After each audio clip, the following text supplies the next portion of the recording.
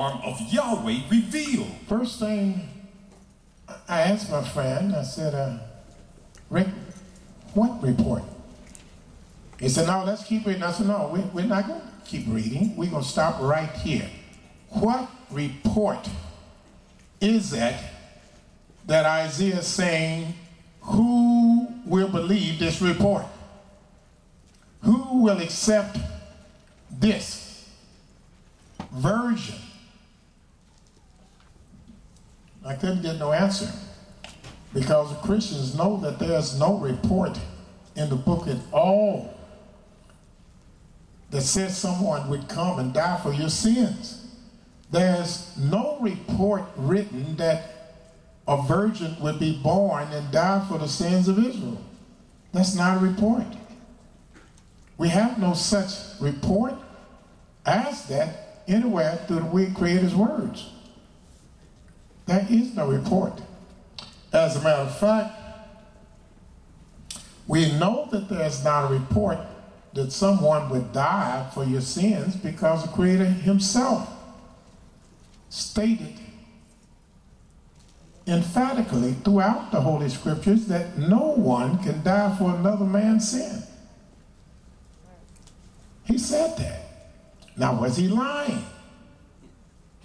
If he's not lying, where did Yahweh say no one would die for another man's sin? Is that just my interpretation? Or if that's what the book is saying? Let's see. Let's turn to the book of Deuteronomy. Let's go to the book of the law. The book that we go to get our law from. The first 5 books, the Torah. And see if the Torah speaks of someone coming and dying for anyone else. Not only the sins of the world, but see if the Torah even speaks of somebody coming and dying for their mother's sin, or their father's sins, or the sins of their firstborn son. According to Deuteronomy 24:16, it says,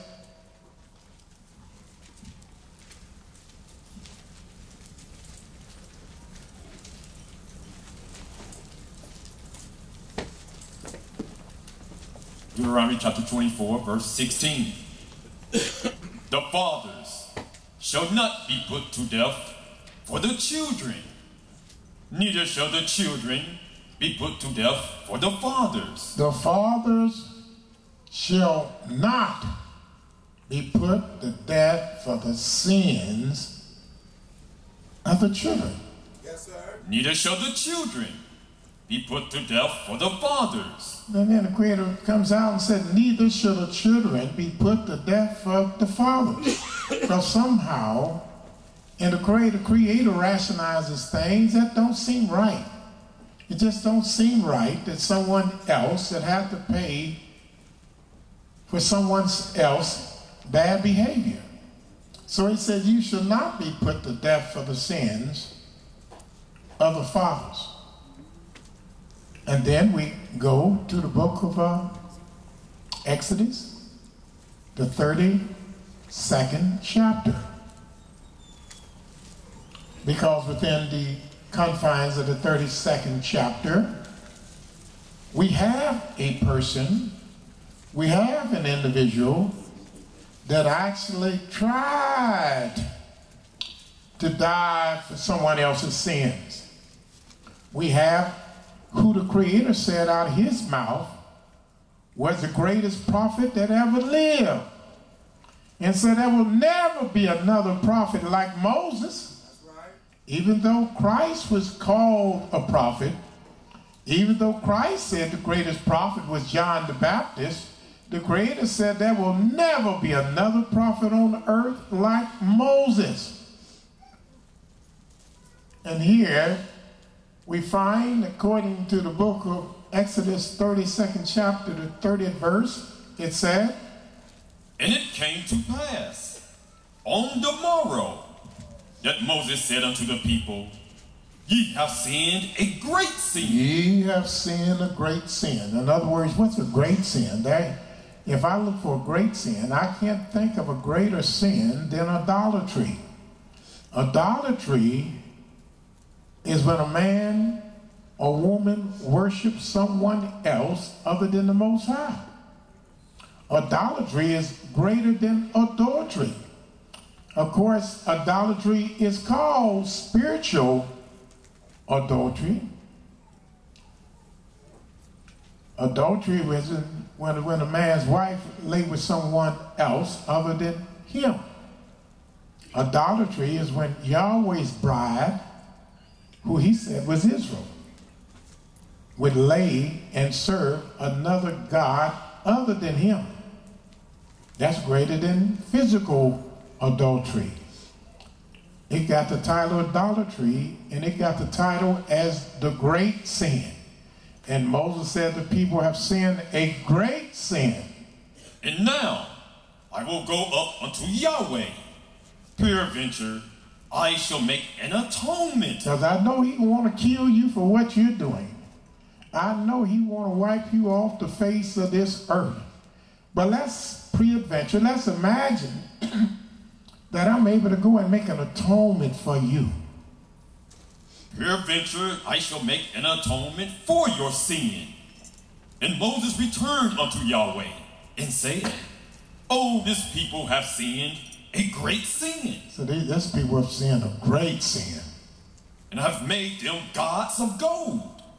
Yet now, if thou wilt forgive their sin, and if not, blot me, I pray thee, out of thy book which thou hast written. If you don't forgive them, then just blot me out of your book.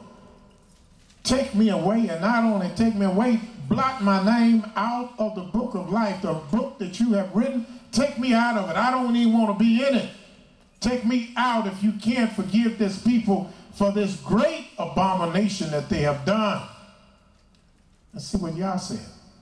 And Yahweh said unto Moses, Whosoever hath sinned against me, him will I blot out of my book. Well, that just destroyed Christianity right there.